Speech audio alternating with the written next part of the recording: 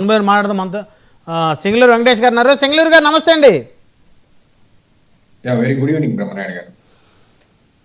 So మొత్తానికి సేనతో సేనాని ఇప్పుడు party బలోపేతం చేస్తేనేమో, బలోపేతం చేసుకునే కార్యక్రమం పెడితేనేమో చేయట్లేదు అంటారు, చేయలేరు అంటారు. సో కాస్త స్తబ్దుగా ఉంటేనేమో అసలు పార్టీని పట్టించుకోవట్లేదు అంటారు. పాపం ఆయన జనసేన అధినేత ఏది చేసినా కూడా దాంట్లో తప్పుల్ని లోపాలని వెతికి భూతద్దంతో బయటికి చూపించడం పరిపాటి అయిపోయింది. వెంకటేష్ గారు ఏమంటారు సార్? ముందుగా మీకు ప్యానెల్లో ఉన్న సోదరులకి, అలాగే ఆంధ్ర రాష్ట్ర ఉభయ తెలుగు రాష్ట్రాల అభిమానులకి కానివ్వండి, 99 ప్రేక్షకులకు కానివ్వండి, వినాయక చవితి శుభాకాంక్షలు అండి. ఇప్పుడు కరవకపోతే కప్పకోపం, విడవకపోతే పవకోపం అన్నట్టుగా తయారైన పరిస్థితి జనసేన పార్టీ. అవును, 15 సంవత్సరాల పాటు ఒక లాంగ్ టర్మ్ రిలేషన్షిప్ ఆల్రెడీ జనసేనానికి సంబంధించినటువంటి ఒక డెసిషన్, వ్యక్తిగతమైన డెసిషనా లేకపోతే పార్టీలో అంతర్భాగంగా జరిగినటువంటి డెసిషన్ తెలియదు. కానీ ప్రస్తుతానికైతే పవన్ కళ్యాణ్ గారి యొక్క వ్యక్తిగతమైనటువంటి అభిప్రాయంగానే దీన్ని మనం పరిగణించాలి. ఎందుకంటే జనసేన పార్టీకి సంబంధించినటువంటి ఏ మీటింగ్ లో ఇటువంటి డెసిషన్ తీసుకోబడిందో ఈ రోజు కూడా తేటతెల్లమైనటువంటి పరిస్థితి కాదు. చంద్రబాబు నాయుడు గారితో ఆయనకున్నటువంటి లోపాయికార ఒప్పందం కానివ్వండి, లేదా దాన్నే బహిర్గతంగా చేసి పార్టీని 15 సంవత్సరాల పాటు తెలుగుదేశం పార్టీతో కూటమిగా వెళ్లేటువంటి ఒక ఒప్పందాన్ని ఆయన కుదుర్చుకొని దాన్నే ఆ కూటమిలో ఉన్నటువంటి పార్టీలలో ఉన్నటువంటి నాయకులకు కానివ్వండి, లేదంటే జనసేన పార్టీకి కానివ్వండి స్పష్టమైనటువంటి ఆదేశాలు ఇవ్వడం జరిగింది. ఈ కూటమికి వ్యతిరేకంగా మీరు బహిర్గతంగా ఎక్కడ మాట్లాడినా, బహిరంగంగా ఎక్కడ మాట్లాడినా, కూటమిలో ఉన్న పర్వత్సాలను బహిర్గతంగా చర్చించిన, సోషల్ మీడియా వేదికగా మాట్లాడినా మీ మీద కఠినమైన చర్యలు తీసుకుంటామని చెప్పేసి హెచ్చరించారు. అలాగే కొంతమంది నియోజకవర్గ ఇన్ఛార్జీల మీద కానివ్వండి, కొంతమంది స్థానిక నాయకుల మీద కానివ్వండి అటువంటి కార్యక్రమాలు కూడా తీసుకోవడం జరిగింది. అయితే ఇటువంటి ఒక కార్యక్రమాన్ని తీసుకున్నప్పుడు స్వతహాగా కాస్త కూటమిలో బలం తక్కువగా ఉన్నటువంటి జనసేన పార్టీ కంపేర్ చేసుకుంటే టీడీపీతో పోల్చుకుంటే కాస్త జనసేన పార్టీ కాస్త బలం తక్కువగా ఉంటుంది. కాబట్టి సహజంగా కార్యకర్తలకి కాస్త ఇబ్బందికరంగా ఉండేటువంటి ఒక వాతావరణం ఈ రోజు రాష్ట్ర వ్యాప్తంగా ఉంది. ముఖ్యంగా సోషల్ మీడియా వేదికగా కూడా ఆల్రెడీ ఇస్తానన్నటువంటి చైర్మన్ పదవులు కానివ్వండి, మార్కెట్ యార్డ్ కమిటీ పదవులు కానివ్వండి, స్థానిక సంస్థలకు సంబంధించిన అనేక పదవుల్ని ముందుగా ప్రకటించి ఆ తర్వాత మళ్ళీ తెలుగుదేశం వారు కబ్జా చేసినటువంటి వ్యవహారాలు మనం అందరం చూస్తూనే ఉన్నాం.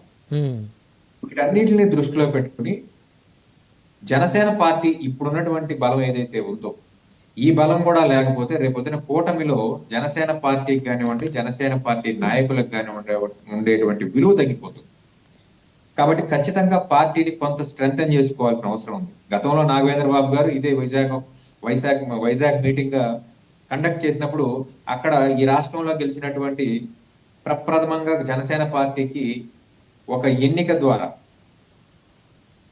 ఇచ్చినటువంటి మున్సిపల్ సంబంధించినటువంటి కార్పొరేషన్ సంబంధించిన పదవికి సంబంధించినటువంటి నాయకురాలి యొక్క భర్త తీవ్రంగా అసహనాన్ని వ్యక్తపరిచినటువంటి ఒక సందర్భాన్ని మనందరం చూసాం. ఇటువంటి ఆందోళన ఉన్నటువంటి నాయకులందరికీ కూడా ఒక భరోసా ఇవ్వడానికి ఈ కార్యక్రమాన్ని తీసుకున్నారని అనుకుంది. నేరుగా పవన్ కళ్యాణ్ గారికి టచ్ లో ఉండటం అనేటువంటి ఒక విషయం జనసేన పార్టీలో ఉన్నటువంటి అందరి నాయకులకి కూడా అది జరిగేటువంటి కార్యక్రమం కాదు. పవన్ కళ్యాణ్ గారికి అటువంటి డైరెక్ట్ కనెక్టివిటీ, ప్రజలతో డైరెక్ట్ కనెక్టివిటీ ఉండటం కూడా చాలా తక్కువ.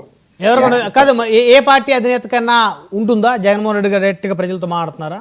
చంద్రబాబు గారు ప్రజలతో మాట్లాడుతున్నారా? చంద్రబాబు నాయుడు గారికి డైరెక్ట్ కనెక్టివిటీ ఉంది కదా. సరే, ఆయన అనుభవం వేరు, ఆయన వ్యవహారం వేరు.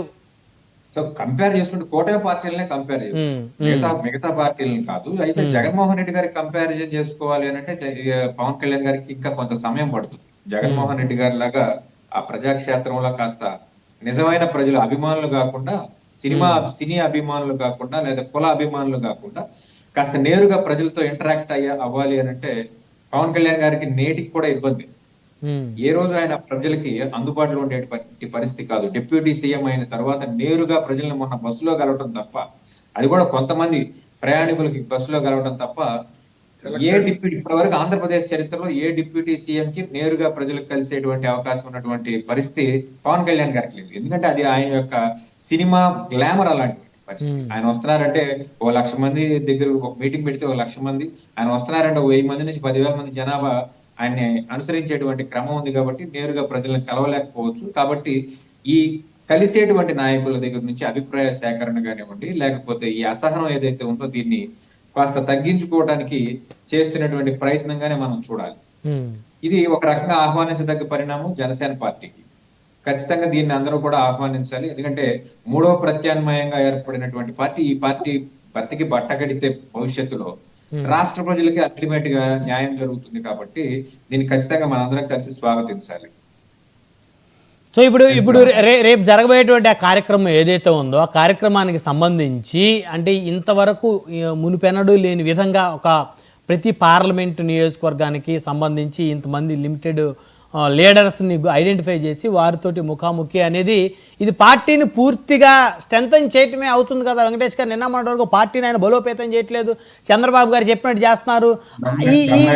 ఈ విధమైనటువంటి ఆరోపణలు అన్నిటికీ చెక్ పడుతున్నట్టే కదా. జనసేన పార్టీకి ఉన్నటువంటి పెద్ద ప్లస్, అతిపెద్ద మైనస్ ఈ రెండు కూడా పవన్ కళ్యాణ్ గారు. రెండో నాయకుడి దగ్గర నుంచి 100వ నాయకుడి వరకు, 1 నుంచి 100 వరకు లెక్కేసుకుంటే పవన్ కళ్యాణ్ గారి యొక్క వ్యాఖ్యలు తప్ప మరొకరి వ్యాఖ్యలు అక్కడ లేదా ఆదేశాలు అనుసరించేటువంటి పరిస్థితి స్థానిక నాయకులకు ఆ లీడర్షిప్ కి ఉన్నటువంటి ఒక అవకాశం ఈ రోజు వరకు కనిపించేటువంటి పరిస్థితి కాదు. పవన్ కళ్యాణ్ గారు ఏది చెప్తే అదే 1 to 100 వినాలి తప్ప 2 to 100 చెప్పేటువంటి పరిస్థితి మరొక నాయకుడు వినేటువంటి పరిస్థితి కాదు. అసలు అటువంటి వాతావరణం జనసేన పార్టీలో చూసేటువంటి పరిస్థితే లేదు. కాబట్టి నేరుగా ఇంటరాక్షన్ విత్ పవన్ కళ్యాణ్ గారు కాకుండా ఇంటరాక్షన్ విత్ నాదెండ్ల మనోహర్ గారు అని చెప్పేసి అనండి, భవిష్యత్తు ఏంటో తెలిసిపోద్ది. అంటే మీ ఉద్దేశం ఏంటి? అంటే ఇక్కడ ఏదైనా కానీ 1 to 100 పవన్ కళ్యాణ్ గారే. జనసేన పార్టీకి సంబంధించినంత వరకు 1 to 100 పవన్ కళ్యాణ్ గారు. ఆయన చెప్తేనే ఏదైనా జరుగుతుంది, ఆయన దృష్టిలో ఉంటేనే ఏదైనా చేయాల్సి, ఏది చేసినా ఆయన మెప్పు పొందడం కోసమే. అంతేకాని ప్రజలతో ఇంటరాక్షన్, పార్టీ బలోపేతం తీసుకోవడానికి నేరుగా అధ్యక్షుడు దిగాల్సినటువంటి పరిస్థితి ఈ రోజు జనసేన పార్టీకి ఉందా?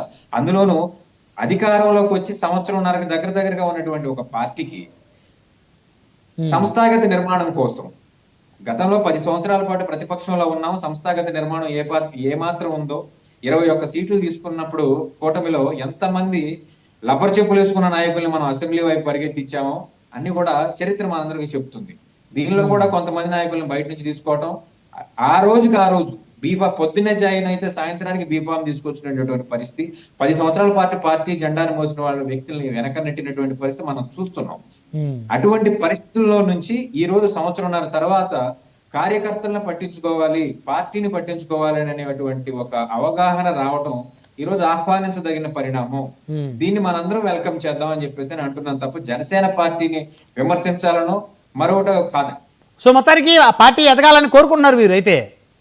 ఖచ్చితంగా జనసేన పార్టీ అనే ఒక పార్టీ ఈ రాష్ట్ర రాజకీయాల్లో ఉండాలి. ఖచ్చితంగా ఆ పార్టీకి బంగారు భవిష్యత్తు ఉండాలని కోరుకుంటున్నాం. ఆ పార్టీ అధినేత కూడా ఆళ్ళ మీద ఏళ్ల మీద కాకుండా డైరెక్ట్ గా జగన్మోహన్ రెడ్డి గారి లాగా ముఖ్యమంత్రి అవ్వాలని చెప్పేసి కోరుకుంటున్నాం. Okay right. ఇంకొక